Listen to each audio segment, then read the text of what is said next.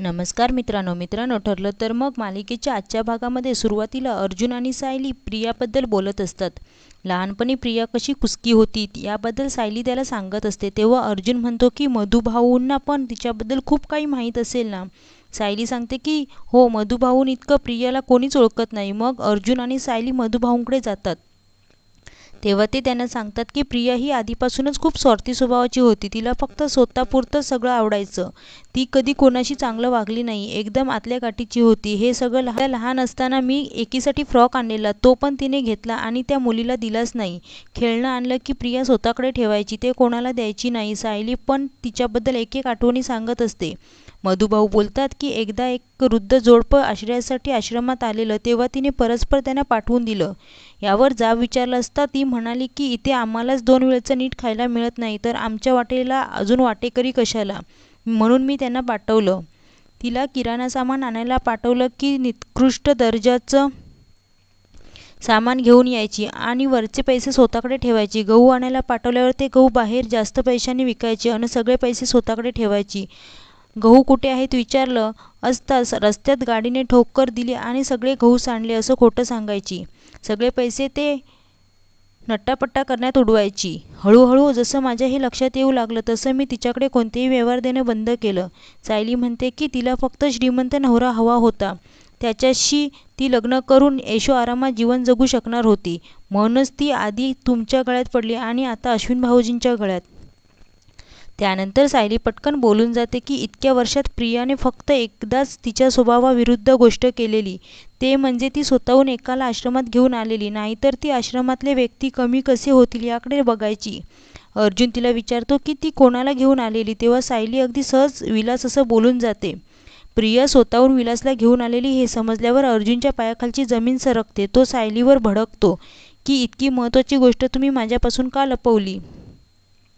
सायलीला काही समजत नाही की अचानक अर्जुन एवढा का चिडला। अर्जुन बोलतो की याचा अर्थ विलास हा मैपतने प्लॅन केलेला माणूस होता। प्रिया कशी पैशाने आसुसलेली आहे हे मैपतला माहीत असावं, म्हणून त्याने तिचा वापर केला आणि विलासला तिच्यासोबत आश्रमात पाठवलं।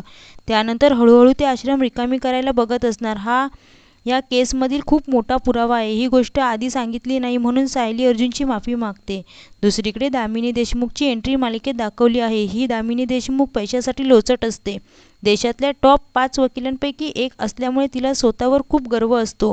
केस कुठलीही असो, समोर गुन्हेगार असो किंवा सज्जन, समोरचा जर जास्त पैसे देणार असेल तर ती केस वाढवायची आणि कसंही करून जिंकायची। त्यामुळे बरेचदा लोक शेवटचं ऑप्शन म्हणून तिच्याकडे यायचे आणि हवा तेवढा पैसा ओतायचे।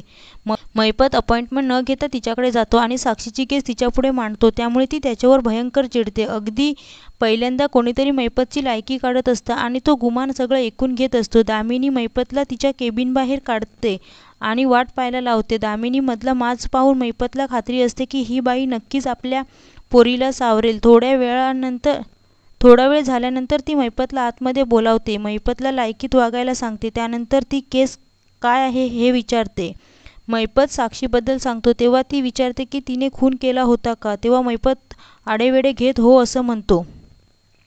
दामिनी म्हणते की मला कोणी काही केलं याच्याशी फरक पडत नाही, समोरचा मला माझी हवी तेवढी फी देत असेल तर मी त्याची केस लढते। तितक्यात ती फाईलमध्ये अर्जुन सुभेदारचं नाव वाचते। जेव्हा तिला समजतं की समोरच्या पक्षाची केस अर्जुन सुभेदार लढत आहेत, तेव्हा तिला खूप आनंद होतो, कारण बरेच दिवसांनी तिच्या तोलामोलाचा वकील तिच्याशी केस लढणार असतो। त्यामुळे ती लगेचच केस स्वीकारते। चैतन्यला जशी ही गोष्ट समजते तसा तो लगेचच अर्जुनला फोन करून कळवतो की आता मैपतने सगळी ताकद वापरून साक्षीची केस पवार वकिलाकडून काढून घेऊन दामिनी देशमुखला दिली आहे। दामिनी देशमुख ही पैशासाठी हापापलेली बाई आहे। समोरचा व्यक्ती निर्दोष आहे की दोषी याच्याशी तिला काहीच देणं घेणं नसतं, तिला फक्त पैशाशी मतलब असतं। त्यामुळे ती केस लढवायला कोणत्याही थराला जाते। अर्जुनलाही हे समजता त्याच्या पायाखालची जमीनच सरकते।